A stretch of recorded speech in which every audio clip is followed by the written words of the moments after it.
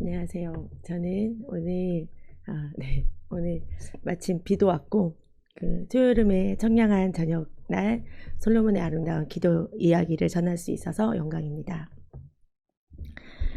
저번 주 서선미 집사님께서 말씀해주신 순종의 아이콘 다윗의 아들 솔로몬은 아버지로부터 왕위와 함께 많은 것을 물려받았습니다. 다윗은 아버지 이새로부터 모세오경을 잘 배우고 성경을 통해서 기도한 사람이었습니다. 다윗이 왕이 되기까지 또 왕이 된 후에도 다윗이 겪은 사건과 고난은 전라도 말로 참 징한 것이었습니다. 그러나 그 가운데에서도 제사장 나라의 꿈을 가지고 순종하며 제사장 나라의 충성도를 높여갔던 기도의 사람이 바로 다윗이었고, 그의 아들 솔로몬은 아버지가 물려준 신앙적인 물질적인 그 베이스 위에 아버지의 꿈을 이뤄나가며 하나님의 마음을 기도한 사람이었습니다. 저희들이 솔로몬을 생각하면 가장 먼저 떠오르는 것이 재판, 지혜일 것입니다. 저는 특별히 또 옷을 만드는 사람이라 성경에 들의 백합화보다 못하다고 하셨지만 조금 멋있었을 그 솔로몬의 옷도 한번 보고 싶다고 생각을 했었습니다.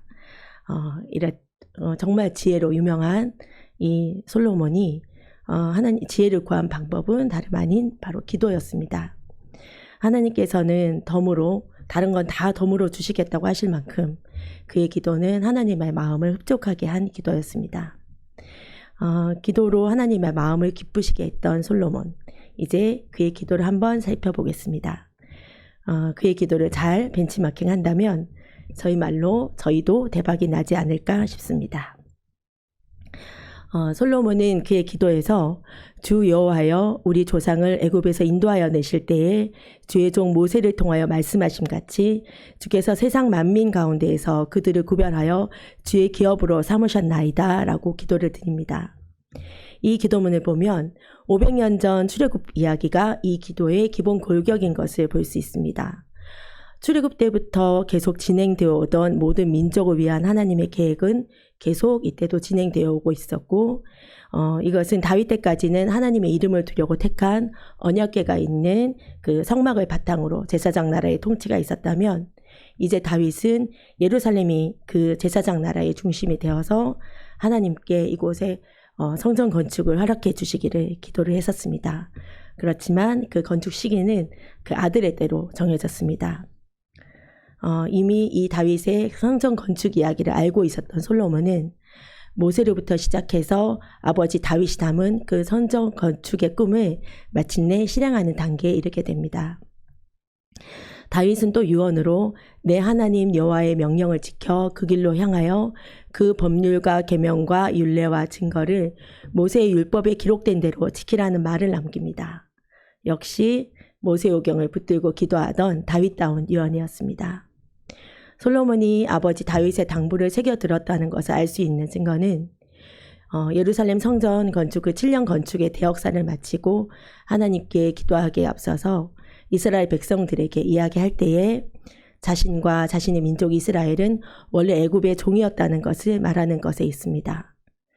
하나님께서 이스라엘을 구원해 주셔서 애굽에서 이끌어내셨고 그 덕분에 자신들의 오늘이 있을 수 있었다는 감사와 감격으로 연설을 하게 됩니다. 이제는 고대 근동에서 모두가 부러워하는 그런 강대국이 된 이스라엘의 왕이 성전 낙성신과 같은 그런 국가적 잔칫날에 자신들이 과거 애굽의 종이었다는 사실을 일부러 말하며 시작한 이유는 솔로몬이 모세오경의 출애굽 이야기를 바탕으로 하나님께 통하는 기도를 드리고자 했기 때문입니다. 하나님께서 자신을 나는 너를 애굽 땅 종되었던 집에서 인도하여 내 하나님 여호와라고 표현하셨듯이 이스라엘이 부유한 강대국이 된 지금에도 그 하나님에 대해 잊지 않고 살고 있노라고 고백한 것입니다. 하나님께서 이스라엘이 과거 애굽에서 종이었다는 것을 잊지 말라고 하신 이유는 이스라엘로 하여금 이스라엘을 부끄럽게 하거나 괴롭히고자 함이 아니라 모든 강대한 나라들이 가는 그런 제국의 길을 쫓지 말고 애굽에서 종되었던 사실을 잊지 말고 가난한 자들과 고아와 과부와 나그네를 위한 거룩한 제사장 나라의 사명을 쫓기를 원하셨기 때문입니다. 솔로몬은 이것을 알고 있었습니다.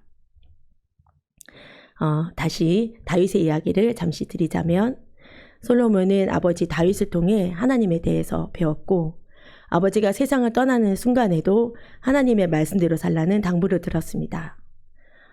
또 아버지 다윗은 나단 선지자를 솔로몬의 스승이 되게 했습니다.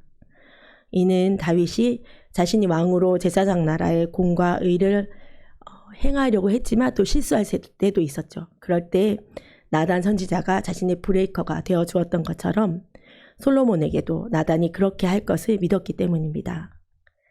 그리고 다윗은 자신이 가졌던 성전 건축의 소망을 하나님께서 솔로몬을 통해 이루실 것을 알고 주신 하나님의 설계도대로 지을 수 있도록 만반의 준비를 해주었습니다. 그럼에도 이 솔로몬의 왕위 계승이 순탄한 것만은 아니었습니다. 솔로몬은 다윗의 노년에 왕위 계승 서열 제일 앞에 있었던 왕자 아도니아의 반역에 다윗 왕의 측근 세력인 요압과 제사장 아비아달까지 합심하여 열린 그 즉위식 잔치에 초대받지 못합니다. 이는 지금 현재 솔로몬의 처한 현실이 왕위는커녕 생명까지 위태로울 수 있었다는 것을 보여줍니다. 이에 솔로몬은 밧세바와 나단의 도움을 받아서 다윗 왕의 결정에 따라 기름 부음을 받고 왕위를 이어받게 됩니다. 아버지 다윗은 힘써 대장부가 되라, 하나님의 법을 지키는 통치자가 되라는 신앙적인 유언과 집권 초기에 현실 정치의 극복의 노하우와 정치적 정적이었던 요압과 시므이를 경계하라는 것과 폭넓게 인재를 등용하라는 정치적 유언을 남깁니다. 그리고 여호와를 찬송하라, 하나님께서 주신 계명을 지키자라는 다윗의 기도 언어 또한 이제 솔로몬의 언어가 됩니다. 이제 솔로몬 기도의 하이라이트 성전 낙성식 기도 이야기를 하겠습니다. 이 성전 낙성식 기도를 하기에 앞서 솔로몬이 즉위 후 하나님께 드렸던 기도를 살짝 말씀을 드리면 솔로몬은 20살 어린 나이에 왕이 되면서 하나님께 기도를 드렸는데 그때 다윗이 물려준 제사장 나라 이스라엘이라는 거대한 국가 시스템을 경영할 실력이 부족하다는 것을 하나님께 고백합니다.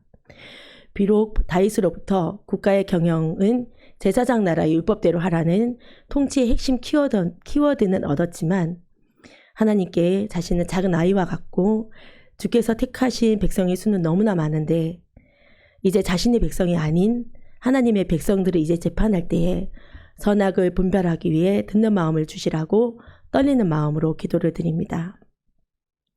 이에 이 기도를 기뻐하신 하나님께서는 솔로몬에게 지혜롭고 총명한 마음을 주시겠다고 하셨고 이에 더하여 부귀와 영광까지 주시겠다고 말씀해 주십니다.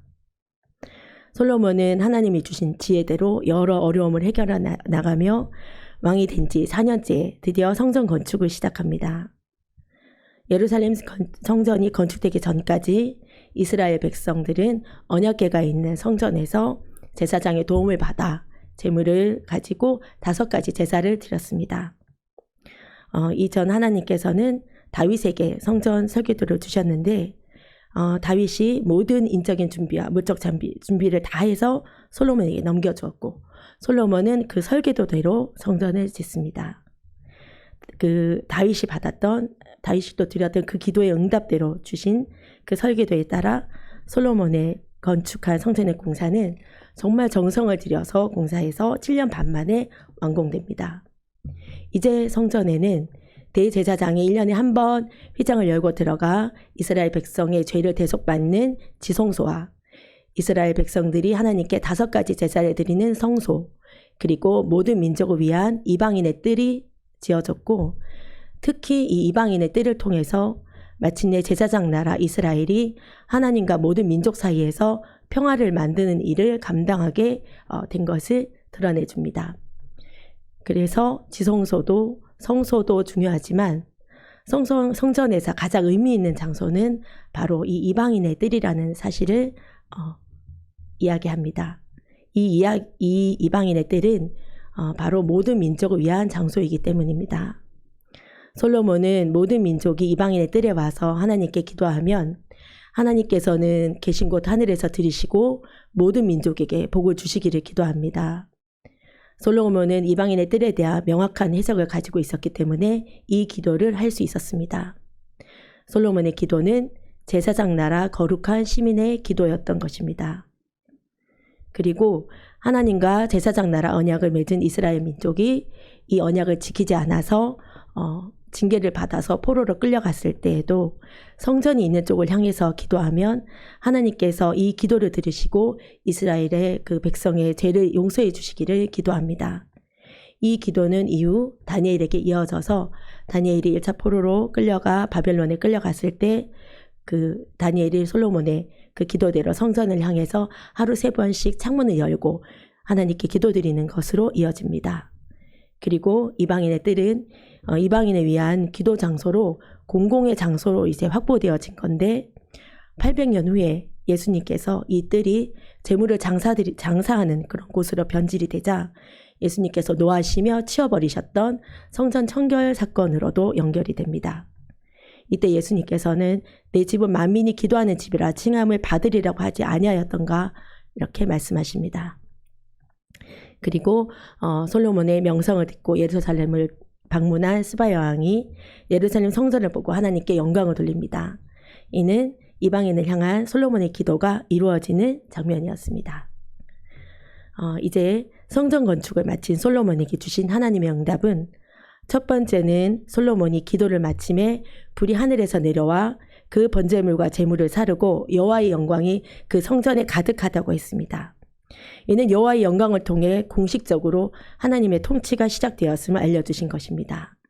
그리고 두 번째 응답은 내가 만일 여호와의 법도와 율례를 지키면 후대에 너희 가문의 왕위를 영원히 견고하게 하시겠다고 말씀해 주십니다. 그리고 솔로몬에게 악한 길에서 떠날 것과 스스로 낮추고 겸손하여 하나님의 얼굴을 찾고 기도하고 다윗이 행한 것과 같이 행하고 하나님의 율례, 법규, 명령을 지킬 것과 다른 신을 섬기거나 경배하지 말 것을 당부해 주십니다. 이제 제가 준비한 솔로몬 기도 이야기는 여기까지입니다. 예전에 저희 아는 분이 그분도 기독교인이셨는데요.